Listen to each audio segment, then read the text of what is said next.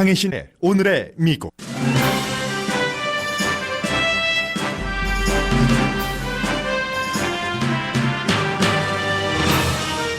김정은 위원장은 곧 있을 러시아 대통령과의 회담에서 한국과 미국 대통령에게 또 다른 친구가 있다는 것을 보여줌으로써 북미 협상에서 좋은 위치를 차지하는 게 목적입니다. 푸틴 러시아 대통령은 유엔 제재에서 크게 벗어나지 않는 범위에서 북한에 약간의 경제적 호의를 베풀면서 지역 정세 주도권 안에 들어가는 게 이번 회담의 목표입니다. 스페인 주재 북한 대사관에 침입해 강탈한 정보를 미국에 건넨 미국 시민인 자유조선 멤버 크리스토퍼 안 씨의 인정신문에 많은 사람이 주목합니다. 3명의 대통령 시절 국가안보 분야에서 활약한 자유조선의 변호인이 하는 말들이 심상치 않습니다. 백악관과 의회의 싸움이 더는 갈 수도 없는 곳까지 가버렸습니다. 의회가 무리하게 대통령 사위의 신원 증명을 해준 관계자를 호출하자 백악관이 당사자에게 의회 호출을 거부하라고 명령했습니다. 세계 최고 권력자인 미국 대통령은 오늘도 팍스 뉴스를 칭찬한 뒤 MSNBC 진행자를 사이코라고 부르는 등 여러 번의 트윗을 했습니다. MSN 진행자는 제발 우리 프로그램 좀 보지 말라고 답하는 게 오늘의 미국입니다. 대통령 지지도는 특별검사 수사보고서 이후 최악으로 내려갔습니다. 그러나 설령 대통령 캠페인 본부가 러시아와 내통을 했다 하더라도 탄핵하는 데는 반대라는 사람이 찬성하는 사람보다 많습니다.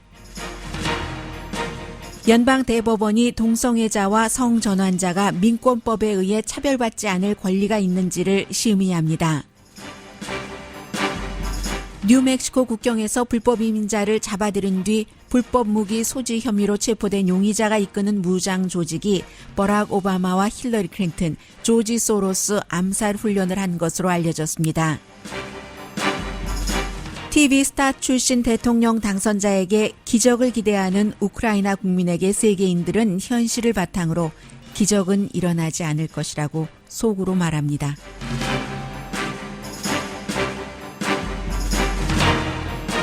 여러분 안녕하십니까? 오늘의 미국 강혜신입니다.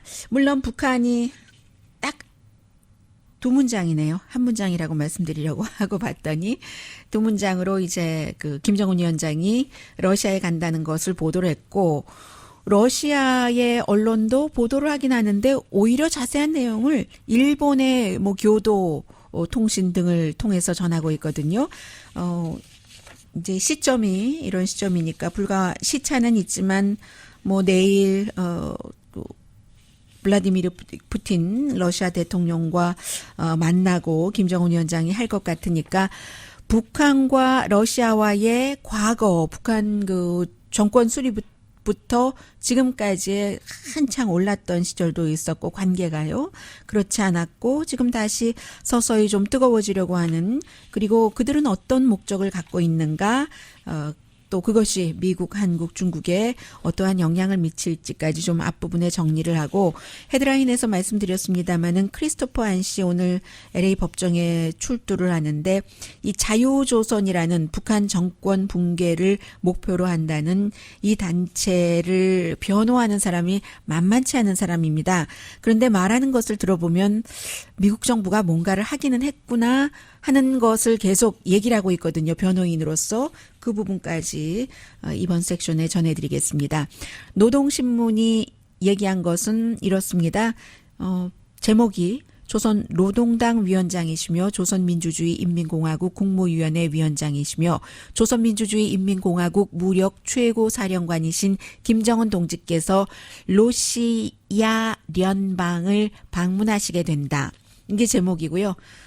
제목이랑 본문이랑 길이가 똑같네요. 거의. 조선노동당 위원장이시며 조선민주주의 인민공화국 국무위원회 위원장이시며 조선민주주의 인민공화국 무력 최고사령관이신 우리 당과 국가 군대의 최고領導자 김정은 동지께서 러시아 연방 대통령 울라지미로비치 푸틴 각하의 초청에 의하여 곧 러시아 연방을 방문하시게 된다. 방문 기간 김정은 동지와 러시아 야련방 대통령 사이에 회담이 진행되게 된다. 네, 블라디미르 푸틴 러시아 대통령을 이렇게 그 북한 말로는 표현하고 있습니다. 교도 뉴스는 러시아와 북한이 경제 관계를 강화하기 위한 그 회담이다. 뭐 이런 거 여러 가지 내용을 얘기를 했고요. 미국 언론도 뭐 시사 주간지 타임을 포함해서 모든 그 매체가 보도를 하고 있습니다만, 지난주에 제가 어느 매체인지는 잊었습니다. 하도 많이 뉴스를 리뷰하다 보니까 일일이 기억할 수가 없는데, 그 매체에서 지적한 것이 결론적으로는 드러나는 그 결과는 좀 확실해 보입니다. 러시아가 뭐 북한에서 나오는 뭐 여러 가지 뭐 피쉬라든가 이런 것에 별로 큰 관심이 없고, 광물에도 마찬가지고, 그렇긴 한데 뭐 평양으로서야 전기 공급을 조금 받는다던가 투자를 받는다던가 하는 것을 기대할 수 있지만, 투자라는 것은 철도라든가 기간 산업 좀 오래 걸리고 그래야지 되는데, 어디 그 러시아의 민간 기업이 지금 한반도의 지형이 어찌 될지 모르는데 그곳에 그 장기간에 투자를 하겠는가. 뭐 여기까지가 대체적인 전문가들의 얘기입니다. 당연히 뭐 그 블라디보스톡 그쪽에 이제 대학에서 안전 때문에요. 그곳에서 머물면서 학생들도 만나고 뭐 여러 가지 그 회담을 하게 될 것이다 하는 내용들을 전하고 있는데, 김정은 위원장이 지난 13개월 동안에 중국에 4번 갔습니다. 그리고 이제 중국과의 무역 관계는 아직도 강하고요. 러시아 투데이가 보도를 하는 점입니다. 그런 면에서 이번에 블라디미르 푸틴 러시아 대통령과 두 나라 지도자가 서로 원하는 것이 무엇이고 무엇을 가져갈 수 있을까? 보통 이제 두 나라 정상이 만날 때는 그 아젠다가 일치되는 경우가 많죠. 미국과 북한과도 마찬가지잖아요. 비핵화. 그런데 서로 어디서 밀고 당기기를 해서 누가 더 많이 가져가느냐인데, 이번에 김정은 위원장과 블라디미르 푸틴 러시아 대통령 공통점은 서로 말타기를 잘한다는 것이고, 이슈가 다릅니다. 원래 그 모스크바는 뭐 경제 협력이라든가 문화 교류, 그리고 예전에는 그 뉴클리어 파워 같은 것, 그 핵 개발에 있어서 처음에는 러시아가 노하우를 북한에 가르쳐 줬었죠. 그러나 이제 그 철의 장막이 무너지고 구소련이 무너지고 나서 러시아와 북한과의 관계도 조금 그 멀어졌고, 뭐 러시아가 이데올로기라는 그 타이가 꽉 묶였을 때 결국은 뭐 스페셜 트리트먼트를 해주고 지원을 해주는 건데, 그 이데올로기가 철의 장막이 무너져 내렸으니까 그 뒤에는 이제 보통 그 무역 파트너로서 북한과 러시아가 관계를 맺어야지 되니까, 앞서 말씀드린 그 광물이나 기타 등등의 여러 가지 물질 때문에 러시아로서는 북한이 뭐 대단히 매력적인 곳은 아니고요. 뭐 여러 가지가 또 뭐 국제 마켓 시장 이런 것에 맞아야지 되는데, 북한은 뭐 고립된 국가이기 때문에 그게 힘들고, 그러다가 그 러시아가 조금 그 서방 세계에 다시 91년도에 무너졌다가 몸과 그 정신 같은 것을 드러내기 시작하면서 어떤 형태로든 이제 뭐 다른 나라와 많이 연관을 맺으면 좋으니까 북한과도 더 좀 가까워지기도 하고, 그리고 2000년대 이후에 그 러시아의 멘탈리티가 어땠냐면은 My enemy's enemy is my friend. 내 적의 적은 내 친구다. 내 적인 미국의 적인 북한은 나의 친구다. 이게 그 러시아의 멘탈리티였다는 거죠. 그래서 이제 2011년도에 김정은 위원장이, 그 당시에는 이제 푸틴이 잠깐 그 자신의 그 하수인에게 권력을, 대통령 자리를 주고 그리고는 이제 총리로 물러났었던 때죠. 그래서 드미트리 메드베데프 대통령이 김정일 그 아버지를 만났었고, 그리고 이제 이번에 그 러시아와 북한과의 국경은 좀 짧잖아요. 거기서 이제 만나서 올해 말이 되면은 유엔 제재에 따라서 그 블라디보스톡을 포함해서 러시아에서 일하고 있는 북한 사람들 적게는 한 8,000명, 많게는 10,000명 훨씬 넘는다고도 보는데, 다 이 사람들이 열심히 일하고 해서 뭐 페인트공으로 뭐로 일하고 해서 북한에 돈을 보내는 사람들이죠. 이 사람들이 다 그 돌아가야지 되는데, 북한은 이 시점에서 원하는 것은 머니겠죠. 미국에서 경제 제재 해제를 받지 못했기 때문에 북한 바깥과 어떤 형태로든 이제 무역을 좀 강화해서 돈을 많이 벌어야지 되는 게 북한의 목적인데 그게 이제 쉽지 않은 거예요. 미국과 지금 중국 같은 경우는 무역 전쟁을 한다고 하면서도 워낙에 오랜 동안 서로 수출하고 수입하는 품목이 따로 나뉘어져 있기 때문에 보완 관계가 좀 되는데 북한과 러시아는 그런 게 지금 되지 않아서요. 그래서 이제 다만 지금 김정은 위원장이 미국에 우리는 중국뿐만이 아니라 또 러시아라는 메이저 파워도 우리 뒤에 있어 하는 것을 보여줄 수만 있어도 어느 정도는 성공했다고 보는 거고요. 그럴 경우 이제 러시아가 매력적인 옵션이 될 수 있고, 영국의 BBC 방송의 경우는 김정은 위원장이 그 정도는 충분히 할 수 있는 훈련된 지도자라고 skillful하다고 표현을 했습니다. 북한의 전략은 언제든지 그렇잖아요. 아주 그냥 긴장을 확 로프를 꽉 당겨서 마치 이 로프가 풀어져서 상대방에게 큰 힘을 줄 것처럼 해서 뭔가를 받아가는 그런 것이고요.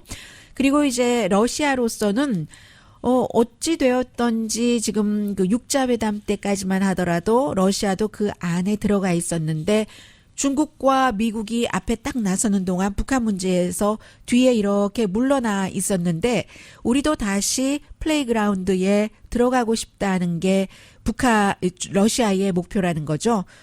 불편했다는 거예요. 뒤에 이렇게 있는 게. 지난번에 누군가가 얘기했잖아요. 러시아는 지금 세계 무대에서 결혼식장에서는 신랑이 되고 싶고 장례식장에서는 숨진 사람, 주인공이 되고 싶어 하는 게 블라디미르 푸틴이다.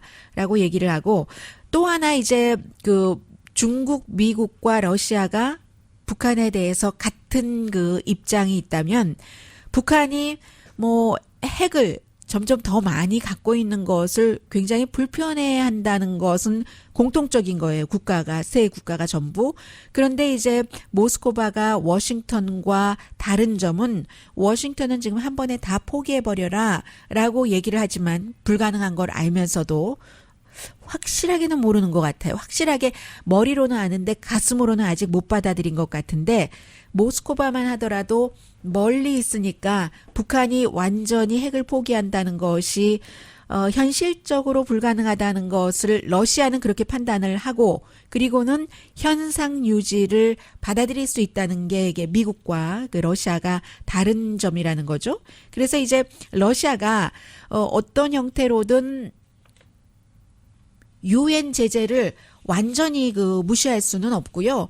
조금 약간 이제 유엔 제재를 거스르는 형태에서 어떤 북한과 경제적인 교류 협상 같은 것을 할 수 있다. 그러니까 이렇게 볼 때는 아주 대단한 어떤 협상 결과가 나오기는 힘들다고는 하지만 그렇지만 말은 할 수 있죠. 말은 잘 할 수 있죠. 화면이라든가 사진 같은 거 보여주면서 그런 것을 보여주면 북한의 김정은 위원장으로서는 이번에 하노이 회담에서 실패를 해서 미국과의 그것에서는 목표를 한 것을 못 이뤘지만 러시아와는 이렇게 좋은 관계로 경제적인 어려움을 좀 서로 타결을 할 수 있도록 이것을 국내용으로 보여줄 수 있다. 전문가들은 지금 그렇게 보고 있고요. 상징적인 원조하겠다 하는 약속을 충분히 할 수 있고 액션은 조금이라도 아주 얼라더브 말 같은 것으로 러시아나 김정은이나 두 사람 다 보여주는 거죠. 특히 이제 김정은 위원장으로서는 한국에도 미국에도 다 보여주면서 어떠한 미국과 협상을 할 때 바게이닝 칩으로 사용하려고 하는 그 정도로 지금 전문가들이 보고 있습니다. 그리고는 이제 프리조선의 한 사람이 크리스토퍼 안이라는 멤버가 지난주에 체포가 돼서 법정에 한번 출두를 했고 오늘 이제 두 번째 이제 법정 출두를 하는데 인정신문 하는데 모든 내용을 지금 다 공표를 안 하고 있습니다. 그런데도 요즘은 뭐 인터넷에 공개를 해야지만 되는 그런 것들이 있기 때문에 당연히 스페인 내에 있는 북한 대사관을 침입을 한 사람들이기 때문에 스페인에서 뭐 범죄인 그 송환 요청을 미국에 해놨고 그 케이스에 따라서 미국이 체포를 했는데 미국 FBI의 스페인 북한 대사관에서 하노이 회담 닷새 전에 침입을 해서 훔쳤다는 그 자료를 미국에 전달을 했는데 그런 사람을 더군다나 미국인이잖아요. 크리스토퍼 안이 이 사람을 스페인에게 쉽게 넘겨주겠습니까? 그것은 이제 미국의 그 여러 가지 문제 때문에 넘겨주기는 쉽지는 않고 그래서 이제 국선 변호인이네요. 크리스토퍼 안 자체는. 그러나 크리스토퍼 안이 속해 있고 또 이 그 크리스토퍼 안이 속해 있는 자유조선 전 천리만 민방위요. 천리만 민방위 때에 김정남의 아들인 김한솔을 구출을 해서 지금 김한솔과 가족이 미국에서 미국의 보호를 받고 있다고 하잖아요. 그래서 이제 이 크리스토퍼 안이 속해 있는 자유조선을 이끌고 있는 에드리안 홍은 잡히지 않았고 이 사람은 국적은 멕시코, 미국 영주권자고 에드리안 홍은 미국의 국무부 의회에서 정말 많은 그 탈북자들과 함께 여러 가지 증언을 한 사람이고 이번에 스페인 북한 대사관을 침입할 때도 이 사람이 이제 주모자였고 어떠한 형태로든 그 미국 마샬이 그 에드리안 홍의 아파트먼트를 급습을 했는데도 그는 잡지 못했다는 것 아니에요? 그런데 이 크리스토퍼 안은 국선 변호인이지만 자유조선의 변호인이 누구냐면 울로스키라고 리 스캇 울로스키인가 그렇습니다. 중간 이름이요. 리 울로스키라고 이 사람이 빌 클린턴 대통령과 조지 부시 대통령 시절에는 국가안보 자문을 했고 그리고 2016년 7월 14일에 버락 오바마 대통령도 관타나모에 이제 민간 자격의 특별 대사로 임명을 해서 그쪽에 이제 그 미국이 그 잡고 있는 포로들이 여러 가지 그 불만도 많고 종교도 다르고 언어도 다르고 하니까는요. 그런 것들을 이제 조사하고 하라고 특별 대사로 보냈었던 사람이고 지금은 보이스 쉴러스 앤 그 플렉스너 그 합동 법률 사무소 미국에서 넘버 뭐 1, 2, 3, 4, 5 안에 꼽히는 그 같은 합동 법률 그 사무소에서 일하는 사람입니다. 하버드 법대 나왔고요. 당연히. 그래서 이 사람이 자유조선을 변호한다는 것 자체가 어떻게 자유조선이라는 북한 정권 전복을 목표로 한다는 곳에서 미국의 유명한 변호사 중에 변호사를 하이어를 할 수가 있는가? 돈도 많이 들 테고요. 돈만 준다고 그 같은 변호사들이 자유조선을 변호를 하겠습니까? 이게 이제 여기서부터 스페인에서는 미국이 스페인 주재 북한 대사관 침입에 연관이 있다라고 보는 겁니다. 지난 주말에도 스페인의 그 언론에서는 여전히 적어도 스페인의 수사기관이 2명의 침입자는 CIA와 연관이 있다는 것을 스페인에서 발표하고 나서야 자유조선이 자신들의 그 실체를 드러냈다. 본인들이 했다고 하면서 그렇게 얘기를 했는데 여기서 이제 중요한 게 바로 이 점입니다. 크리스토퍼 안 씨는 이제 오늘 오후에 법정에 출두를 하고 또 법정에 출두하는데 그 로스앤젤레스에서 많은 뭐 반공을 외치시는 분들이 많으시겠죠. 그리고 보수적인 분들이 가서 크리스토퍼 안을 석방을 해야지 된다. 북한 정권을 붕괴시켜야지 된다. 자유조선을 지지해야지 된다. 아마 이 같은 그 의사를 표시하시는 뭐 시위 비슷한 그런 것을 하기 위해서 법원에 가시는 걸로 알고 있는데 이 자유조선의 변호사가 하는 말이 심상치가 않다고 말씀을 드렸습니다. 크리스토퍼 안은 미국의 영웅이다. 라고 표현을 하고 있거든요. 지난 주말에 나온 이 얘기까지는 이해가 돼요.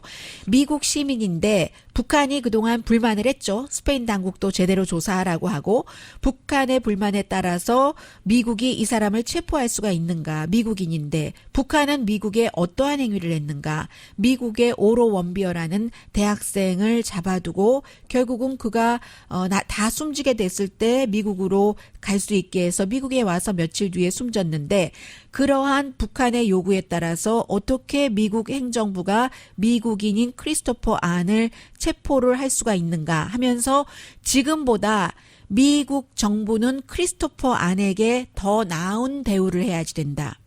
이게 뭔가 이제 본인은 알고 있는 내용이 있으니까 미국 정부가 크리스토퍼 안에게 범죄를 저지른 건 분명하잖아요. 스페인의 북한 대사관에 침입을 해서 뭐 비디오를 보면은 스태프들을 다 위협하고 했다고 하니까 그런데도 미국 정부가 더 나은 대접을 해야지 된다라고 얘기하는 것은 뭔가가 연관이 있는 게 있다는 것을 변호인은 알고 있을지도 모른다. 자유조선에 그렇게밖에 볼 수가 없고요. 제가 지금 영어로 된 것을 한국말로 다시 옮겨서 그렇지 이 자유조선 변호인이 몇 마디 한 것은 굉장히 그 미국 법무부 이런 얘기도 했어요.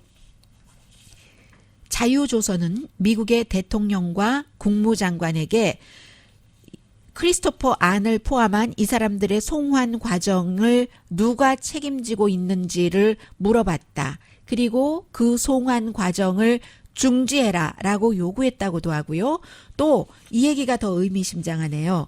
크리스토퍼 안을 포함해서 자유조선 멤버들이 나라를 위해 봉사하게 돌아. 이때 나라는 북한이 아니고요. 미국이라고 분명하게 표시를 합니다. 미국을 위해 봉사하게 돌아. 그럼 스페인에서 주장한 것과 연결이 되죠. 그리고 두 번째로 북한의 자유민주를 위해 일하도록 내버려둬라. 그리고 그들을 가족에게 돌려보내라. 이게 지금 그 자유조선의 변호인인 리 올로스키 씨가 공개적으로 얘기를 하고 있는 점입니다.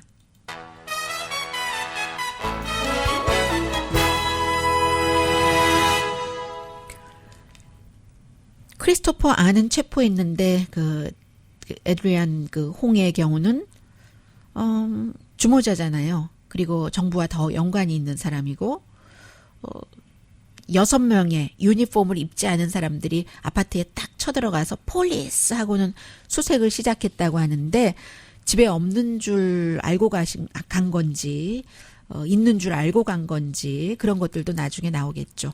잠시 뒤에는 미국의 모습을 그냥 그대로 전해드리겠습니다. 라디오 서울방송 오늘의 미국 듣고 계십니다. 21세기는 물론 뭐 소셜미디어도 많이 하고 있습니다만 대중 여론에는 케이블 뉴스가 가장 많은 영향을 미치는 것 같습니다. 적어도 미국 정치에서는요. 팍스 텔레비전을 보는 사람들은 로버트 멀러 특별검사의 러시아 스캔들 수사 보고서 발표 이후에 트럼프 대통령이 완전히 클리어됐다라고 생각을 하는데 CNN 보고 있는 사람들은 25%만 그렇게 생각을 한답니다. 민주당 지금 대선 후보들도 이거 어떻게 해야지 되는가? 왜냐하면은 그 특별검사가 그 보고서에 써놓은 것이 법무장관의 주장과는 달리 본인은 결정할 수가 없으니까 의회에서 추가 조사를 해서 뭐 대통령이 이 러시아 수사를 하지 못하도록 사법 방해를 했는지 하지 않았는지 그 추후까지 의회에 맡겼죠. 맡겼는데 그 뒤에 이제 카멜라 해리스라든가 지금 뭐 앞서 나가고 있는 캘리포니아주의 연방 상원 의원 대선 출마하고 선언하고 지금 돈도 많이 모으고 있죠. 탄핵 절차 들어가야지 된다라고 얘기를 했고 네 번째예요. 엘리자베스 워렌 기업은 사람이 아니다. 기업은 기업이다라고 했던 하버드 대학교 법대 교수였던 상원 의원이 제일 먼저 탄핵 절차 해야지 된다고 했고 그리고 그 훌리안 카스트로 전에 그 도시 주택 개발국장을 했었죠. 이 사람도 지금 예비선거에 나간다고 출마했는데 탄핵해야지 된다. 또 다른 뭐 이름도 잘 알려지지 않은 그 플로리다주의 뭐 시장인 또 다른 후보도 그렇게 얘기를 했는데 그러나 일부에서는 또 그 의회가 조사하도록 내버려 둬라 하는 사람도 있고 버니 샌더스 후보의 경우도 아직까지 뭐 탄핵을 결정하기까지는 좀 더 두고 봐야지 되겠다. 그리고 이제 나이가 많고 정치 경험이 많을수록 낸시 펠로시 하원 의장처럼 역풍이 있을 것 당연히 역풍이 있겠죠. 뭐 탄핵한다 하면은 절차에 들어간다 하면은 트럼프 대통령을 지지하는 사람들이 얼마나 그 거세게 반발을 하겠습니까? 그러면 이제 민주당 측에서는 저 사람들이 또 뭉쳐서 나와서 투표율이 굉장히 높아지겠네. 안 그래도 공화당이 민주당보다 투표율이 훨씬 높은데 기타 등등 또 트럼프 대통령이 가만히 있겠어요? 트위터로 계속 정치를 하고 뭐 선동을 하고 할 텐데 민주당의 생각이에요. 그래서 이제 좀 나이든 그 정치 경험이 많은 노련한 사람들은 아직까지 결정을 안 내리고 있는 것 같아요. 국민들의 생각은 어떠냐면은 어제 아침에도 대통령 지지율이 이번에 특검 조사 결과 발표 이후에 좀 내려갔다는 것을 말씀을 드렸는데 또 다른 여론조사 결과도 폴리티커와 모닝 컨설트가 항상 같이 하죠. 특별검사 조사 발표 이후에 보고서 발표 이후에요. 5%가 내려가서 지금 지지율이 39%네요. 그러면 지난번에 가장 낮았을 때가 언제였냐면 그때랑 같은데 샤롯주빌에서요. 버지니아주 KKK단이나 KKK단 싫다고 시위하는 사람이나 똑같다. 뭐 좋은 점도 있고 나쁜 점도 있고 이렇게 발언을 했었을 때 이건 아마 재선 캠페인에 가도 계속 트럼프 대통령 목소리로 나올 겁니다. 그때와 마찬가지로 가장 낮은 겁니다. 39%. 대통령을 지지하지 않는 비율이 57%니까 그러면 몇 퍼센트 차이예요? 꽤 많이 나네요. 18%포인트나 차이가 납니다. 그런데도 이제 특별검사가 공정하게 수사했다는 것은 당에 상관없이 다 그렇게 생각하는 것 같아요. 민주당 48%, 공화당도 46%, 무당파도 43% 특별검사는 공정했다. 원래 그런 사람이에요. 로버트 멀러라는 사람이. 그리고 트럼프 대통령이 어떠한 영향력을 2016년 선거에서 미치게 하기 위해서 캠페인이 러시아와 함께 일을 했다라고 생각하는 유권자가 같은 조사에서 41%였습니다.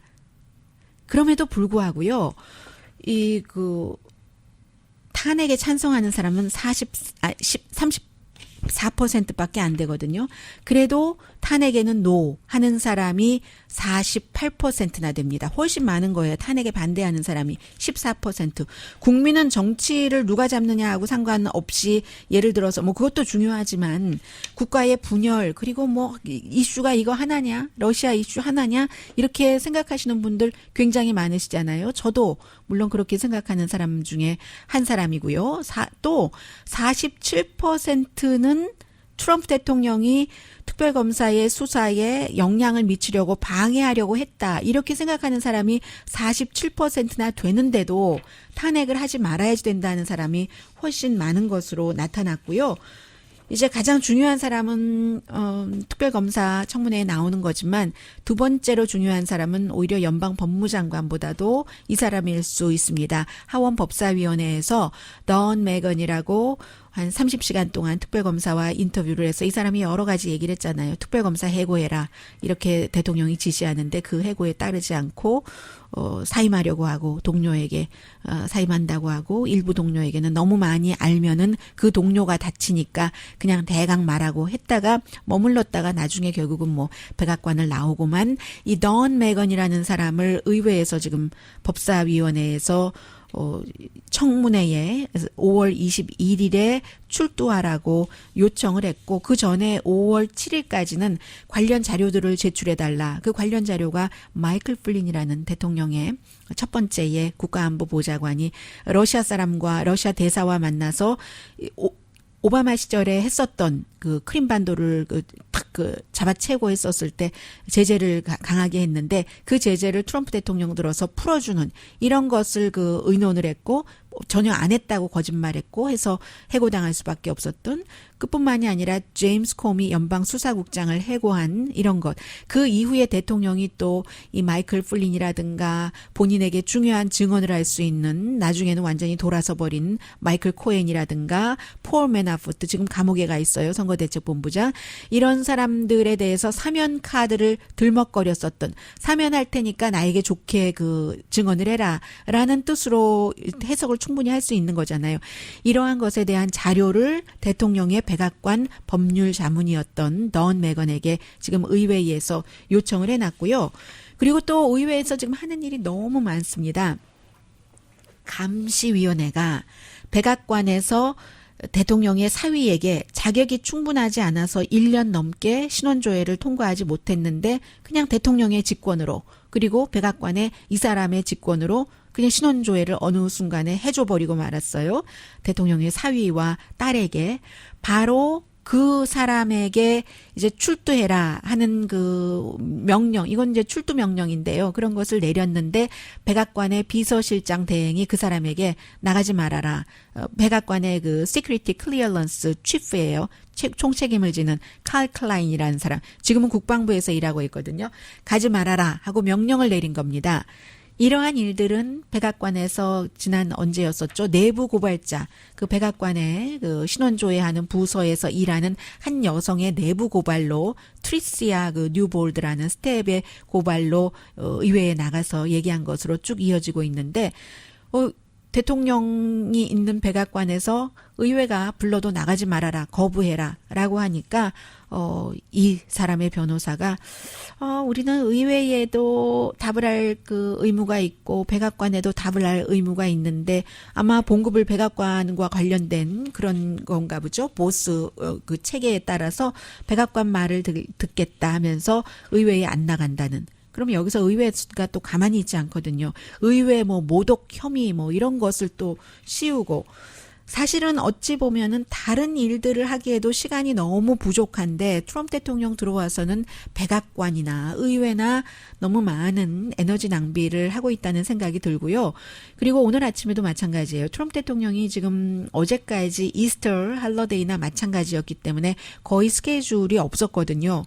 평소에도 뭐 이그제큐티브 타임이라고 해서 개인 시간을 많이 갖고 있어서 아침에 거의 일정이 없잖아요. 특히 11시에 뭐 브리핑 받는 것으로 일정을 시작을 하는데 브리핑도 잘 안 받는다고 하고 그래서 어제 아침에도 전혀 일정이 없었고 그 이스터 에그롤 그 백악관에서 멜라니아 트럼프 여사와 그 정도 있었는데 트윗은 한 50번 했어요.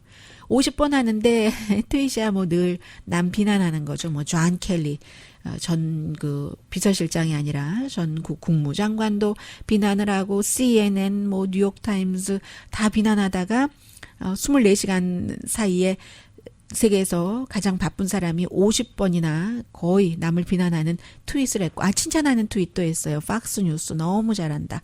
팍스 앤 프렌즈 너무 잘한다 하고 오늘 아침에도 역시 팍스 앤 프렌즈가 최고야. 아침에 그 정치쇼로서는 텔레비전에서 최고고 시청률도 굉장히 높아서 그 다음 그 시청률 있는 프로그램이 따라오지를 못해. 그에 비해서 모닝조라는 그 프로그램이 있잖아요. MSNBC에 그것을 모닝 사이코조라고 했습니다.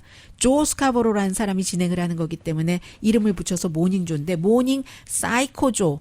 모닝 사이코조가 2016년도에는 내가 당선되는데 좀 도움이 되기는 했는데 좀 그러기는 했는데 지금 갈수록 그 시청률도 떨어지고 점점 더 나빠져. CNN이 그랬던 것처럼 정말 하고 또 CNN에 뭐 크리스 쿠모 욕하고 어쩌고 저쩌고 하니까 모닝조에서 조 스카보로와 같이 진행을 하는 브레진스키 뭐 약혼했죠. 두 사람 같이 이 여성 진행자가 대통령에게 얘기 좀 해주라.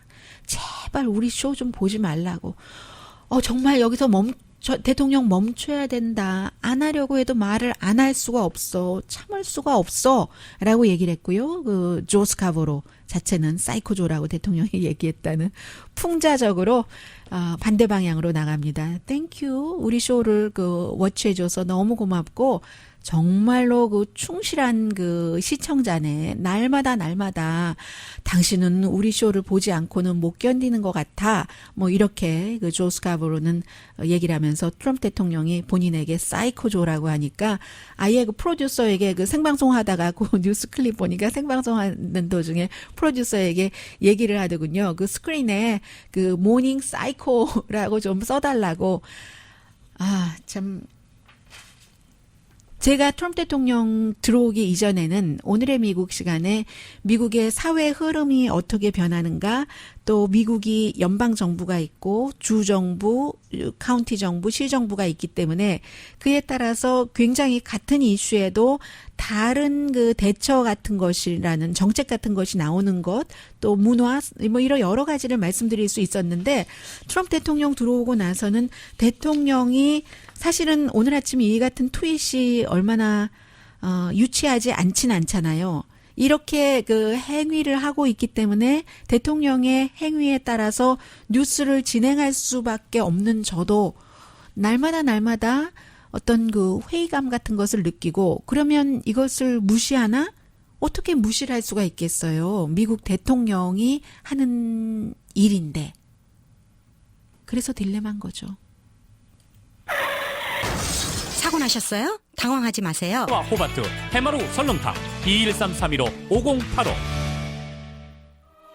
세상에서 가장 큰 힘은 최선을 다하는 것입니다. 진실한 마음과 진실한 세일즈, 정성과 최선을 다하는 유능한 검안의 단 1mm의 오차도 허용치 않는 금강안경, 철저한 애프터 서비스와 확실한 워런티, 바로 저희 금강안경의 마음가짐입니다. 금강안경.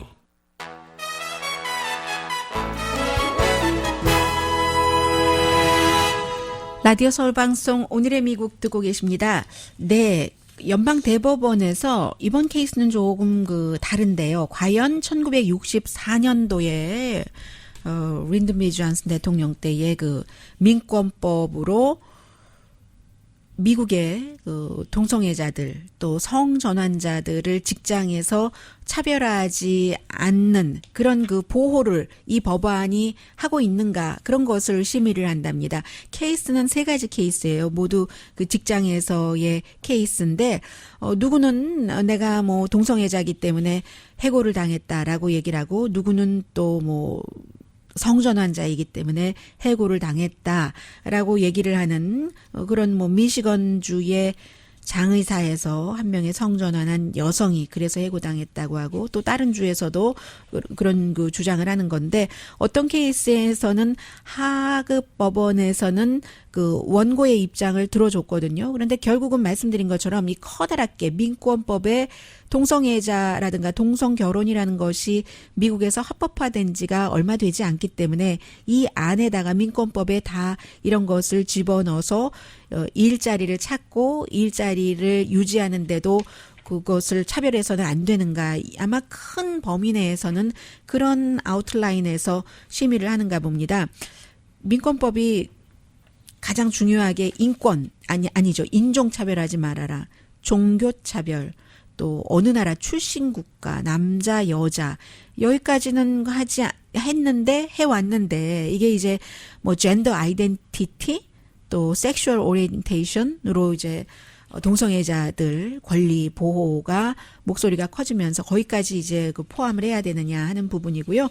그리고 어제 말씀드렸던가요? United Constitutional Patriots라고 해서 뉴멕시코에서 무기를 가지고 다니면서 이제 미국으로 넘어오려고 하는 아직까지 불법 체류라고 하기는 그런 사람들을 체포를 하고 어디에 가둬놓고 했었던 사람의 주모자를 체포를 했는데, 69살의 라스트 네임이 허프킨스라는 사람인데, 이 사람을 체포한 것은 무기를 합법적으로 가지고 있지 않았었던 그런 이유였었네요. 보니까 불법 체류자를 가뒀기 때문이 아니라. 그런데 이 사람이 이끌고 있는 United Constitutional Patriots라는 게 멤버가 한 20명 있는데 굉장히 과격해서요. 뉴멕시코주에서 그동안 사람들이 많이 신고를 했었고, 그래서 2016년, 17년도 이런 때 이제 FBI 에이전트가 이 홉킨스라는 사람 집에까지 가서 2017년 11월 달에도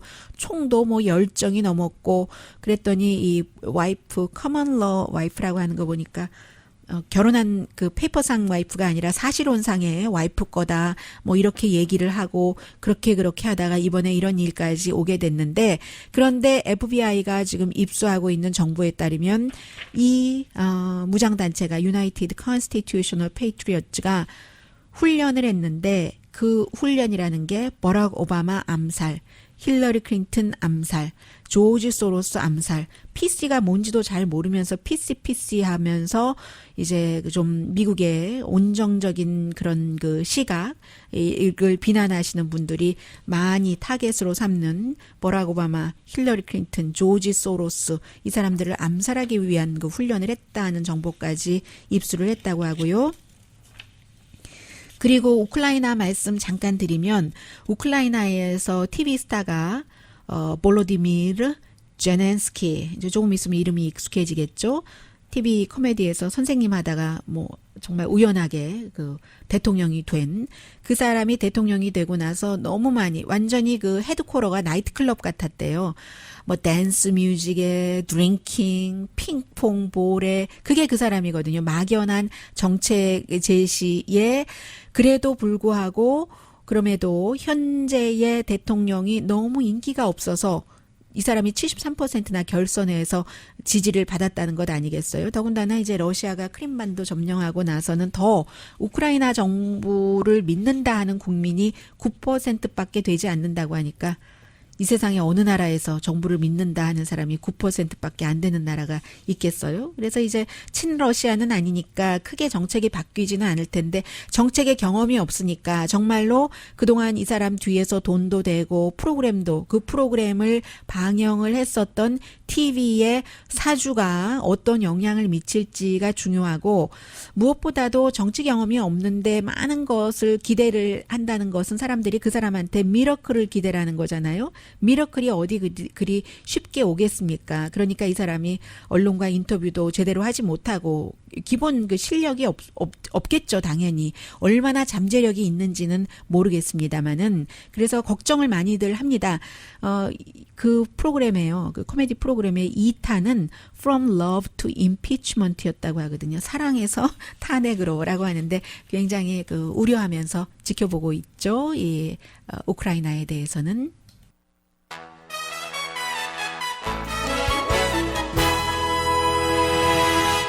라디오 서울 방송 오늘의 미국 듣고 계십니다. 스리랑카의 부활절에 자살폭탄 테러 사건은 많은 분들이 첫 마디가 너무 안 됐다, sad, 슬프다 그런 얘기를 합니다. 사망자가 321명으로 늘어났고 아마 지금 이 순간 더 늘어났을 수도 있습니다. 500명 이상이 다쳤습니다.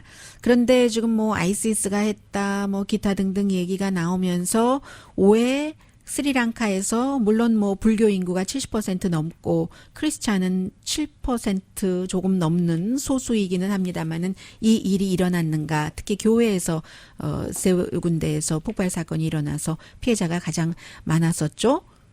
뉴질랜드에서 무슬림에 대한 공격이 있었기 때문에 그에 대한 보복이다 하는 얘기입니다. 뉴질랜드에서 그때 그 용의자가 28살에 호주 그 백인 우월주의자였었잖아요. 두 군데 그 모스크에서 3월 15일 날 사람들 많이 숨져서 그 다음에 이제 뉴질랜드 그 여성 대통령이 아주 강하게 신속하게 그 총기 규제안을 내서 시사주간지 타임도 올해의 인물로 선정을 한 그렇는데 그때의 무슬림 사원이 공격을 받았기 때문에 그렇다 하고 왜 지금 그 정부에서는 뭐 2주일 전인가 이미 그 정보가 그 교회를 향해서 공격이 있을 것이라는 정보가 있었는데 막지 못했는가? 그 점에 대해서는 지금 스리랑카가 내전은 끝났다고 하지만 2006년도에 수십 년 내전이요. 정치계가 제대로 돌아가고 있지 않는 거죠. 이 얘기 들으시면요. 오늘 하루만이라도 좀 서 계세요. 오늘 보니까 미국 의학협회 저널이 발표한 것 보니까 미국 성인들이 하루에 앉아있는 시간이 점점 길어져서 6.4시간. 오히려 청소년들이 더 많아요. 8.2시간. 왜 그러겠어요? 컴퓨터 때문에. 그러면요. 심장질환, 당뇨, 암에 걸릴 확률도 높아지거든요. 강희신이었습니다.